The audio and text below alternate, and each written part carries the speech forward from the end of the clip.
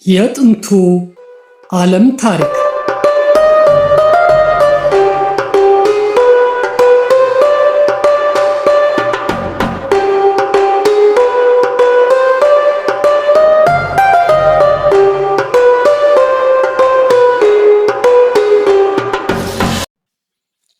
የታሪክ ሚዲያ ላይ ተዘጋጅቶ የቀረበ ዶክመንተሪ ትረካ።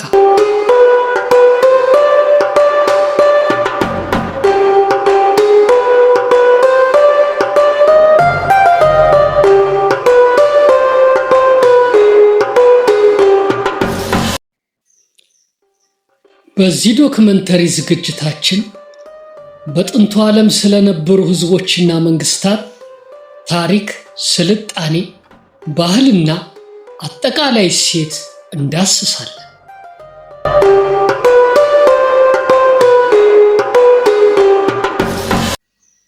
የጥንቱ ዓለም ታሪክ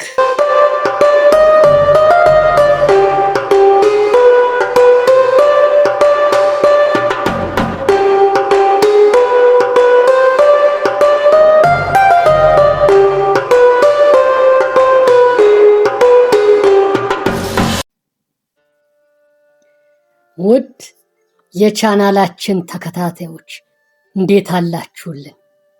አሁን በዚህ የቪዲዮ ትረካ የጥንታዊት ቻይናን አጠቃላይ ታሪክ እናዳምጣለን።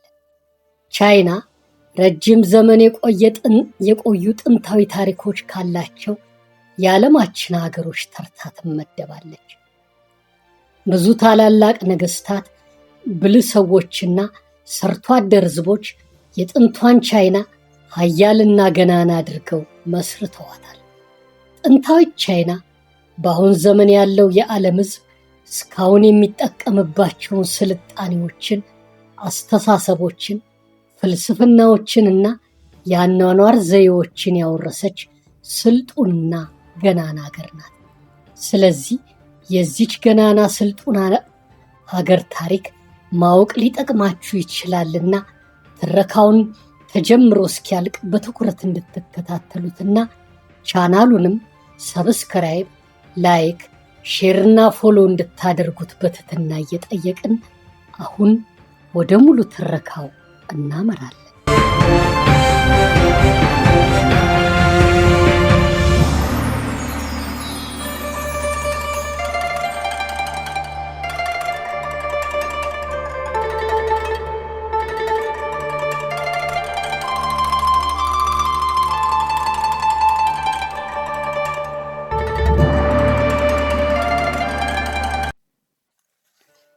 ከክርስቶስ ልደት በፊት በሁለተኛው ምዕተ ዓመት አካባቢ በቢጫ በያንግቴዝና ኋንዌ ወንዞች አካባቢ በሚገኙ ለም መሬቶች ላይ በግብርና ሙያ የሚተዳደሩ ሰዎች ሰፈሩ።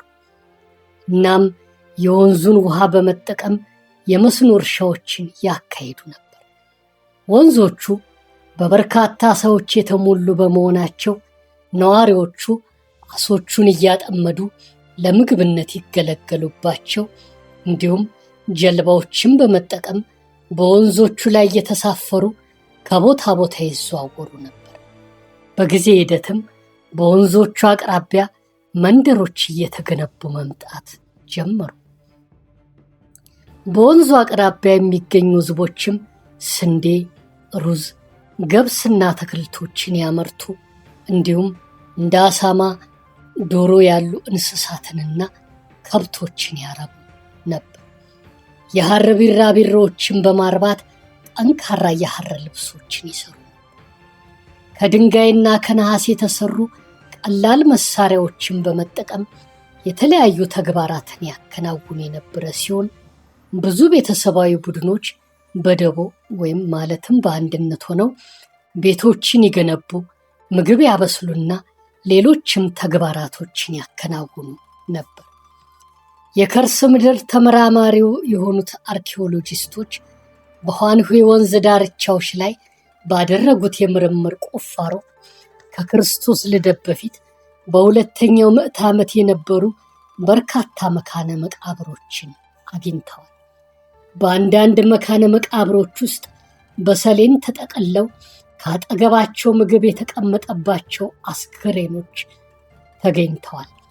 ሌሎች መቃብሮች ደግሞ በመሬት ላይ የተሰሩ የተሟሉ መኖሪያ ቤቶችን ይመስሉ ነበር።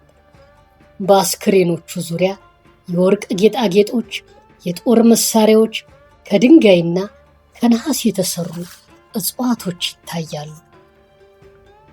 የሟቹን ሰው ነፍስ ለማገልገልና ለመጠበቅ በደርዘንና በመቶ የሚቆጠሩ ሰዎች አብረው ይቀበሩ ነበር። አንዳንዶቹ ከመቀበራቸው በፊት አንገታቸው በሰይፍ ይቀነጠስ የነበረ ሲሆን፣ ሌሎች ደግሞ ከነ ሕይወታቸው ይቀበሩ ነበር።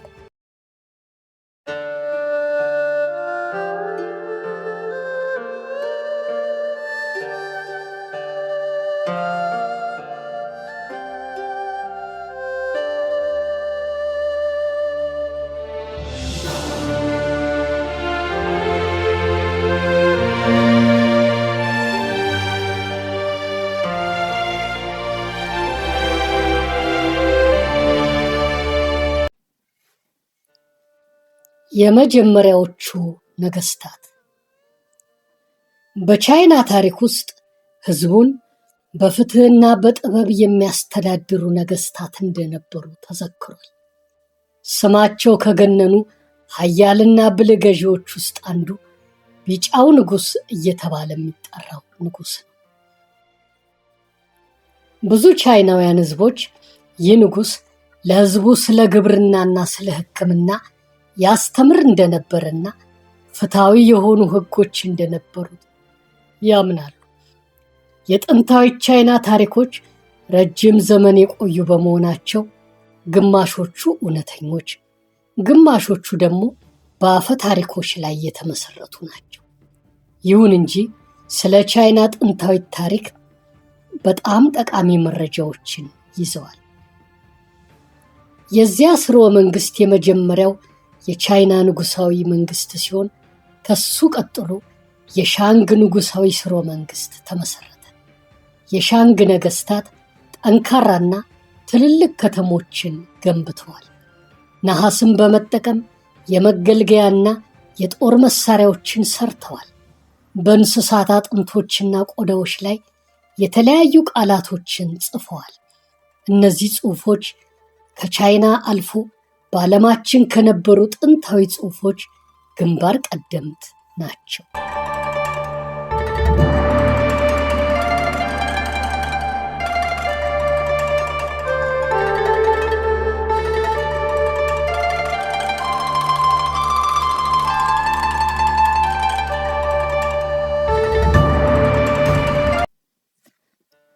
የዛኦ ስርወ መንግስት ከሻንግ በኋላ የዛኦ ስርወ መንግስት ተተካ።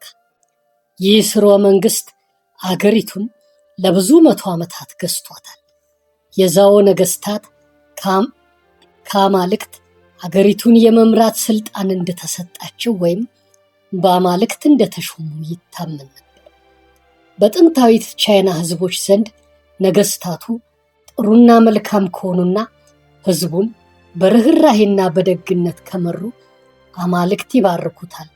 ነገስታቱ ክፉ ከሆኑ አማልክቶች እነሱን ሽረው ሌሎች ነገስታትን ይሾማሉ የሚል እምነት ነበር።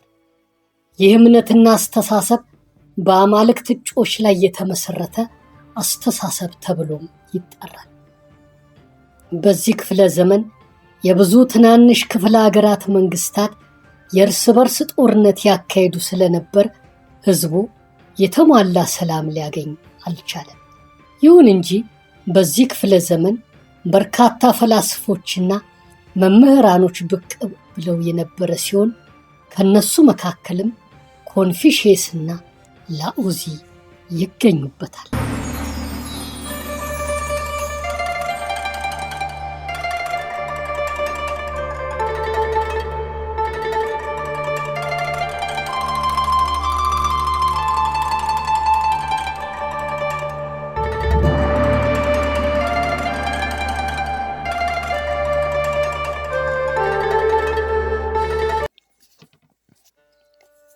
ኮንፊሽየስ በጥንት ዘመን ከነበሩ ታላላቅ የዓለማችን መምህራንና ፈላስፎች አንዱ ኮንፊሽየስ ነበር። ይህ ፈላስፋና ሊቅ ልጆች ወላጆቻቸውን እንዲያከብሩና እንዲታዘዙላቸው፣ ታማኝ እንዲሆኑ፣ ጠንክረው እንዲሰሩና ለሌሎችም ደግነት የማሳየትን አስፈላጊነት ያስተምር ነበር። ትምህርቶቹ ቻይናውያንን ከመጥቀም ባለፈ ከ200 ለሚበልጡ ዓመታት ጸንተው ቆይተዋል። ላኦዚ ሌላኛው ብልሁ ፈላስፋ ሊቅና መምህር ላኦዚ ነው። እሱም ሰዎች እርስ በርስ ተስማምተው ተከባብረውና ተቻችለው መኖር እንዳለባቸው አስተምሯል። ሕዝቦች ለሀብት ወይም ለስልጣን ሲሉ መጣላትም ሆነ መዋጋት የለባቸውም እያለ ያስተምር ስለነበር ትምህርቱ ታኦይዝም እየተባለ ይጠራል። ብዙ ሰዎች የተረጋጋና ሰላማዊ ሕይወት ለመኖር ሲሉ የእሱን ትምህርቶች ተቀብለው ስራ ላይ ለመዋል ይጥሩ ነበር።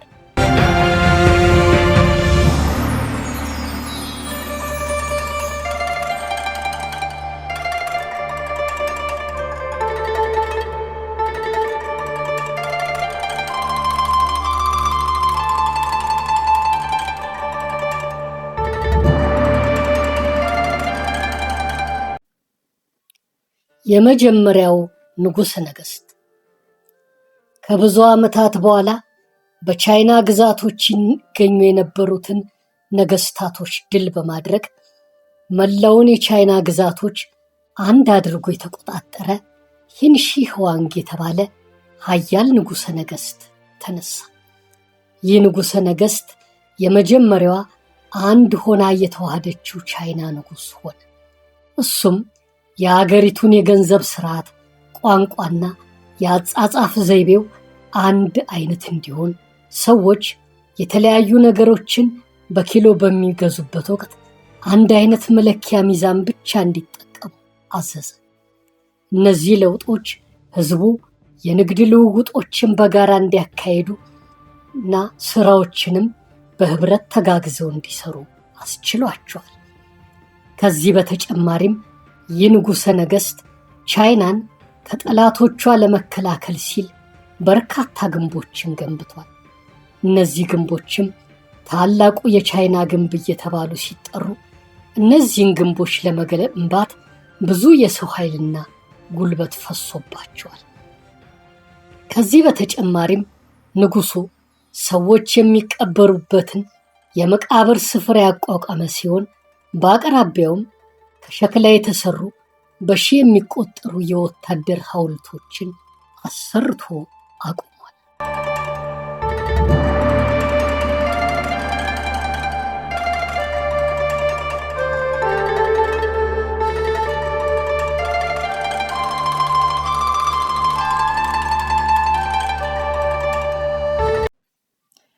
የኪን ንጉሣዊ መንግስት ካከተመ በኋላ የሃን ሥርወ መንግስት ተተካ። በብዙሃኑ ዘንድ የዚህ ሥርወ መንግስት ዘመን በቻይና ከነበሩ ወርቃማ ዘመናቶች አንዱ እንደነበር ያምናሉ። የሃን ገዢዎች ግብርናን፣ ንግድንና ትምህርትን አሻሽለዋል። የሐር መንገድ እየተባሉ የሚጠሩ የንግድ መስመሮችን የገነቡ ሲሆን፣ እነዚህ መስመሮች ቻይናን ከሌሎች አገራት ጋር በንግድ አስተሳስረዋል። ነጋዴዎች የሐር ልብሶችና ጨርቆችን፣ ሻይ ቅጠሎችን፣ ወረቀቶችንና ሌሎች በርካታ ሸቀጦችን ይዘው በመጓዝ ይሸጡ ነበር። በተጨማሪም በሌሎች ሀገራት ለሚገኙ ሕዝቦች ሐሳባቸውን፣ ጥበባቸውንና የአኗኗር ዘይቤያቸውን ያካፍሉ ነበር። በሃን ሥርወ መንግስት የወረቀት ምርት ጥራት ተሻሽሎ ስለነበር የአጻጻፍ ስልቱ ቀላል እንዲሆን መጽሐፍትና መዛግብት በጥንቃቄ ተጠብቀው እንዲኖሩ አስችሏል። ይህም ለትምህርት ማደግና ለትምህርት ቤቶች መከፈት ከፍተኛ ሚና ተጫውቷል።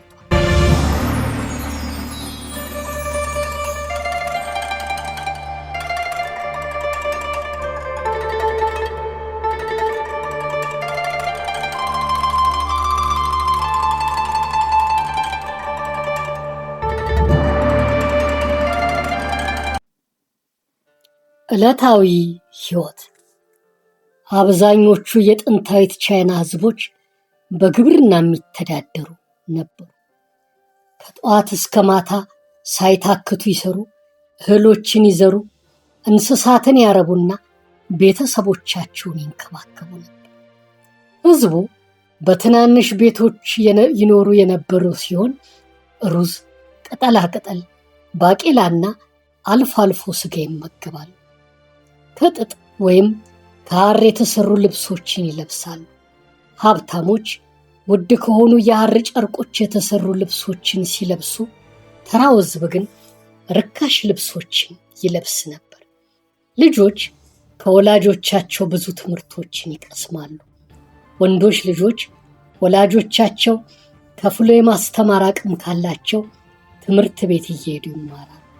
ሴት ልጆች ግን በቤት ውስጥ ሆነው የተለያዩ ሙያዎችን ይቀስሙ ነበር።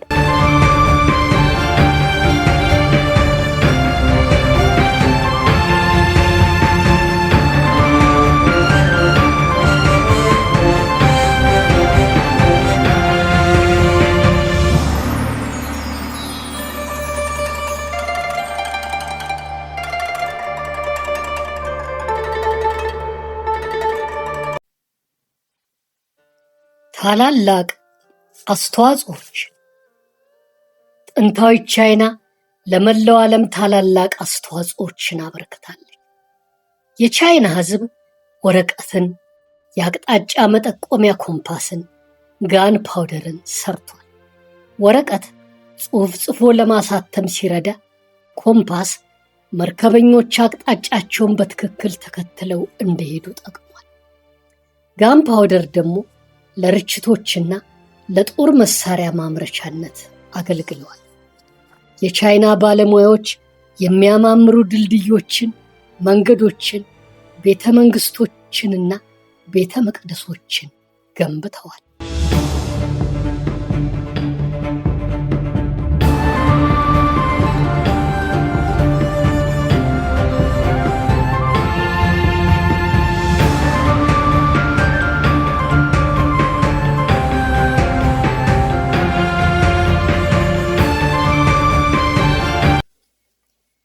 ሃይማኖትና እምነት በጥንታዊት ቻይና። የጥንታዊት ቻይና ሕዝቦች የተለያዩ እምነቶች የነበሯቸው ሲሆን ብዙዎቹ የቤተሰቦቻቸውን ሙት ዓመት ያከብሩ ነበር። ሟች ዘመዶቻቸውን በሌላ መንፈሳዊ ዓለም እንደሚያገኟቸው ያምኑ ነበር። አንዳንዶቹ የኮንፊሽየስን ትምህርት ሲከተሉ፣ ሌሎች ደግሞ ታኦይዝምን ይከተላሉ። ቆየት ብሎ ግን የሲድሃርታ ጋውታማ ትምህርቶች ወደ ቻይና ከገቡ በኋላ አብዛኛው ሕዝብ ቡዲዝምን ተቀበለ። እነዚህ እምነቶች ለሕዝቡ መልካምነትን፣ ከሰዎች ጋር በሰላም ተከባብሮና ተቻችሎ የመኖርን መርህ አስተምረዋል።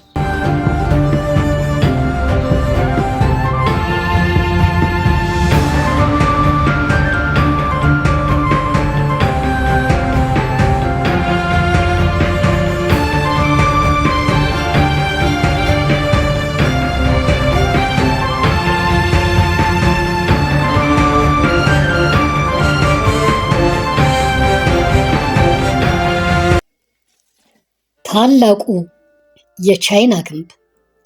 ታላቁ የቻይና ግንብ በዓለማችን ከሚገኙ ታላላቅ ግንቦች አንዱ ነው። ይህ ግንብ ከረጅም ዓመታት በፊት በተለያዩ ነገሥታት ተገንብቷል። ወታደሮች አገሪቱን ከጠላት ለመከላከል ግንቡ አካባቢ ሆነው የተጠናከሩ ጥበቃዎችን ያካሂዱ ነበር። ይህ ታላቅ ግንብ ዛሬም ድረስ ቢሆን ለጥንታዊ ቻይና የስልጣኔ ተምሳሌትና ምልክት ሆኖ እያገለገለ ይገኛል።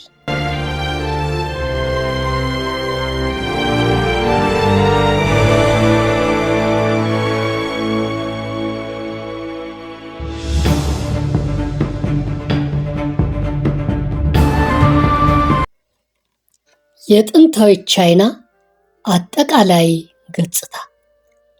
ጥንታዊ ቻይና ረጅም ስልጣኔ ካስቆጠሩ የዓለማችን አገራት አንዷ ናት። ሕዝቡ ጠንካራና ትልልቅ ከተሞችን ገንብቷል። የተለያዩ ጽንሰ ሐሳቦችን ፈጥሯል። በርካታ መጽሐፍትን ጽፎ አሳትሟል። በሰላም በፍቅርና በመቻቻል ስለመኖር ሰብኳል። ከጥንታዊ ቻይና የፈለቁ ብዙ ጽንሰ ሐሳቦች ዛሬም እየተሰራባቸው። በዘመናዊ ትምህርት ቤቶች የኮንፊሽየስ ትምህርቶች ይሰጣሉ። አብዛኛው ሕዝብ ጥንታዊ ባህሎችን ይጠብቃል። ጥንታዊ ክብረ በዓላትን ያከብራል።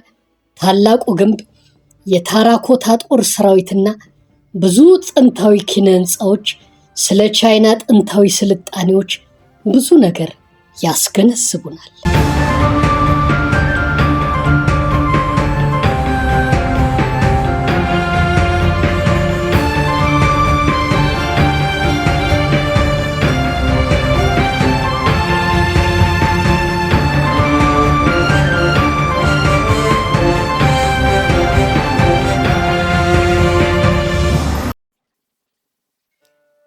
የተከበራችሁ ውድ የቻናላችን ቤተሰቦች፣ በዚህ የቪዲዮ ትረካ ጥንታዊ ቻይና የአርሶና አርብቶ አደሮች፣ የመምህራን፣ የፈላስፎችና የታላላቅ ተጽዕኖ ፈጣሪዎች ምድር እንደነበረች አድምጠናል። ጥንታዊ ቻይና ለዓለማችን በርካታ እውቀቶችንና ጥበቦችን እንዳበረከተች፣ ሕዝቦቿም ጠንክረው የሚሰሩ ታታሪዎች፣ ሰውን አክባሪዎች መሆናቸውን ተገንዘበናል። እነሱ የመሰረቱት ስልጣኔም ለብዙ ሺህ ዓመታት ተጠብቆ እንደቆየም ተረድተናል።